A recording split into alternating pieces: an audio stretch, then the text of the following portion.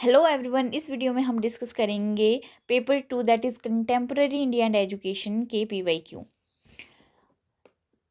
2022 का question paper मेरे पास ये है और इसका क्वेश्चन नंबर 1 अब डिस्कस करते हैं। इसमें शॉर्ट नोट्स आपने लिखने हैं। पहला क्वेश्चन आपका है main objective of right to education act 2009। Second, needs of national curriculum framework 2005। Third, objective of three language formula. Fourth, impact of economics reform on education.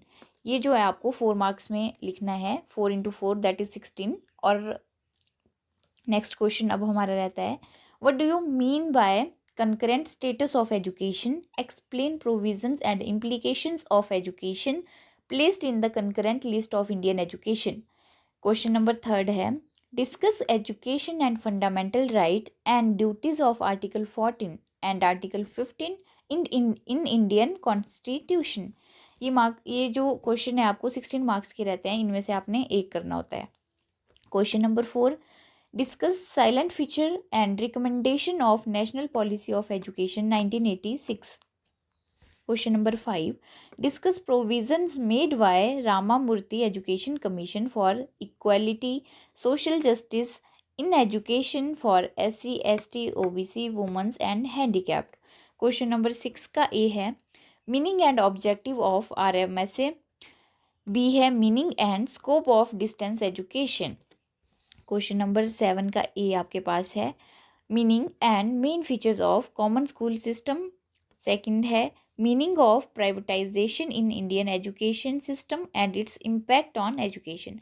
Question number 8 है describe in detail inequalities in ancient medieval and modern education. Question number 9 का A है role of teacher in the context of universal education.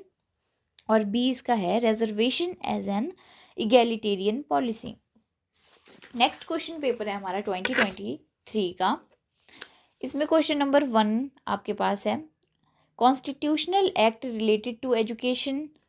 B है इसका Ramamurthy review committee 1990।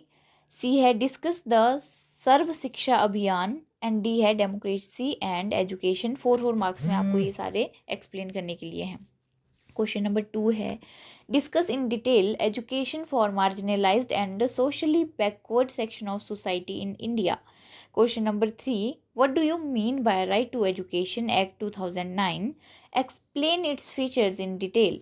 Question number 4 write a detailed note on secondary education commission 1952 and 53। Question number 5 describe salient features and recommendation of national policy on education 1986। Question number 6 what do you mean by vocationalization of education, explain its importance also। Question number 7 का A है meaning and scope of distance education and B है इसका what is meant by globalization and what is its importance। Question number 8 write in detail about the inequalities in education in ancient and modern times। Question number 7 discuss in detail new economic reforms and their impact on education। Next question paper हमारा है 2024 का।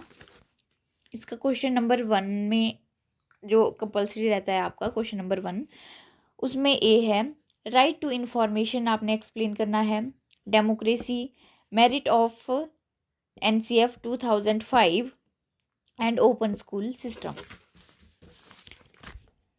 उसके बाद हमारे पास question number 2 है discuss the concurrent status of education in India in detail. 16 marks का question है। क्वेश्चन नंबर 3 है what are fundamental duties, highlight their need and importance and in Indian constitution. Fundamental duties को आपने explain करना है और इसकी नीड और इम्पोर्टेंस को बताना है। क्वेश्चन नंबर 4 है describe the different aspect relating to the secondary education system, that is Kothari commission की यहाँ पे बात की जा रही है। सेकेंडरी एजुकेशन कमीशन के नाम से भी इसको जाना जाता है। Of Indian education commission 1964-66।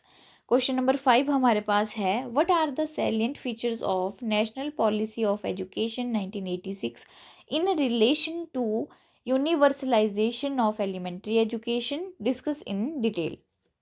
Question number 6. What do you mean by vocationalization of education? Elaborate its main component and problems in detail. Question number 7. What do you understand by modernization and highlight its advantages and limitations? Question number 8. Define the concept of economic development and what should be the aims of education for economic development. Question number 9. Discuss the role of education in technological empowerment. So that's all for today. Thank you for watching our video. Stay tuned for next video.